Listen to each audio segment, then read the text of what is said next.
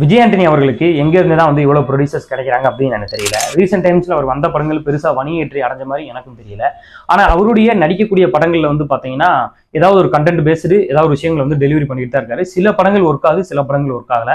இந்த படத்துல வந்து ஒரு சர்வதேச ஒரு அரசியல வந்து பேசக்கூடிய ஒரு படமா இருக்கு. இந்த படத்தினுடைய இயக்குனர் வந்து பாத்தீங்கன்னா வால், அருவி அப்படி இது போன்ற படங்கள் எடுத்தவர். இந்த புதுசான ஒரு விஷயத்தை வந்து ட்ரை பண்ணணும் அப்படின்ற ஐடியாவோட அட்டன் பண்ணியிருக்காரு. அது முதல் பாதியில ரொம்ப நல்லாவே வந்துட்டு ஒர்க் ஆயிருந்துச்சு. இரண்டாம் பாதியில ஒரு யூஸ்ஃபுல்லான வந்துட்டு ஒரு கருத்து பேசக்கூடிய ஒரு படமா அந்த படம் மாறினது அந்த படத்தினுடைய ஒரு பெரிய குறையா நான் வந்து பாக்குறேன்.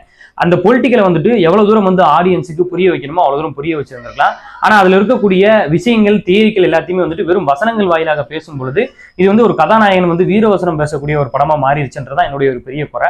நம்ம பெருசா பொலிட்டிக்கல் பேசக்கூடிய படங்கள்ல வந்து பாத்தீங்கன்னா அந்த ஒரு தமிழ்நாட்டுக்கான உண்டான பொலிட்டிக்கல், இந்தியாவுக்கு உண்டான பொலிட்டிக்கல், இப்படி சில விஷயங்கள் வந்து பேசுவோம். ஆனா சர்வதேச பொலிட்டிக்கல் எடுத்துக்கிட்டு இங்க கார்பரேட் எப்படி வந்து உருவாக்கப்படுது, அவங்க அரசியல் தளத்துக்குள்ள எப்படி உள்ள வராங்க, அவங்க எப்படி அரசியல் மாற்றத்தை உருவாக்குறாங்க, இங்க இருக்கக்கூடிய பசி, பட்டினி, பஞ்சம், விலைவாசி உயர்வு, இது எல்லா விஷயங்களுக்கும் எது மிகப்பெரிய காரணமா இருக்கு அப்படின்ற ஒரு விஷயம் ஒண்ணு இருக்குல்ல, அந்த பாயிண்ட் அவுட்ல இந்த சக்தி திருமண் படம் வந்து பாத்தீங்கன்னா பயங்கர வேல்யூடா இருக்கு.